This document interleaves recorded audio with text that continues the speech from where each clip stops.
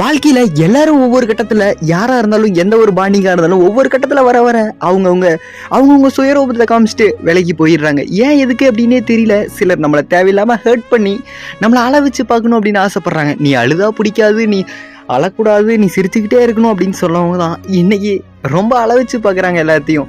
So லைஃப்பில் யார் மேலேயும் அதிகம் நம்பிக்கை வைக்காதீங்க. ஏன்னா யாருமே நம்ம கூட கடைசி வரைக்கும் வரப்போகிறது இல்லை. கடைசி வரைக்கும் நான் வரேன்னு சொல்கிறவங்களும் வரப்போகிறது கிடையாது. சத்தியமாக எப்பயும் யாருக்கிட்டையும் போய் நீ என்னை விட்டு போயிடாத அப்படின்னு சொல்லி அன்பை பிச்சை எடுக்காதீங்க. லிமிட்டாக பழகுங்க. லிமிட் மீறி போச்சு அப்படின்னாலே அவங்களுக்கு நீங்கள் ஒரு இது மாதிரி தான் தெரிவிங்க. என்னடா இவன் சும்மா சும்மா நம்மளை தொல்லை பண்ணுறானே, அந்த மாதிரி மைண்ட் செட்டில் நீங்கள் எப்போவுமே ஒருத்தருக்கு தோணிடவே கூடாது. ஓகேங்களா? ஸோ அதே மாதிரி யாராவது உங்களை தேடி தேடி வந்தால் எப்போவுமே அவங்க அலட்சியப்படுத்தி பார்க்காதீங்க. ஏன்னா அதே மாதிரி தான் உங்களோட அன்பை ஒருத்தர் அலட்சியப்படுத்தும் போது உங்களுக்கு எவ்வளோ வலிச்சிருக்கும், அதே மாதிரி தான் அவங்களுக்கும் வலிக்கும். அடுத்தவங்களோட வலியை உணர்ந்து பாருங்கள், அப்போ தான் தெரியும். முடிஞ்ச அளவுக்கு நம்ம லைஃப்பில் யாரையும் காயப்படுத்தாமல் வாழ பழகிக்கோங்க. அதுவும் இல்லாமல் இன்னொரு முக்கியமான விஷயம், காயப்பட்டாலும் சரி நம்மளால யாரும் காயப்பற்றக்கூடாது அப்படிங்கிறத மட்டும் மெயினாக புரிஞ்சுக்கோங்க.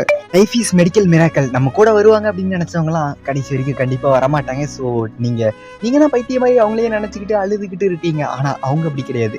நீங்கள் அவங்கள 1000ல் ஒருத்தவங்களாக பார்த்துருப்பீங்க. அவங்க பார்த்தீங்கன்னு வச்சுக்கோங்க 10ல் ஒருத்தராக பார்த்துருப்பாங்க. ஏன் அப்படின்னா நம்ம 1000 பேர் இருந்தாலும் அவங்க தான் முக்கியம்னு நினச்சிப்போம். அவங்க நம்ம இல்லைனா நிறைய பேர் அவங்களுக்கு இருப்பாங்க.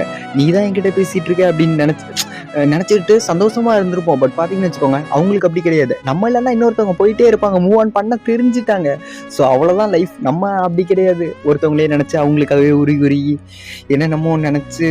பட் ரொம்ப கஷ்டம் இல்லை நம்மளெல்லாம் அவாய்ட் பண்ணும்போது, பார்த்தும் பார்க்காம போகும்போது. ஸோ அந்த வழியை யாருக்கும் தந்துடாதீங்க.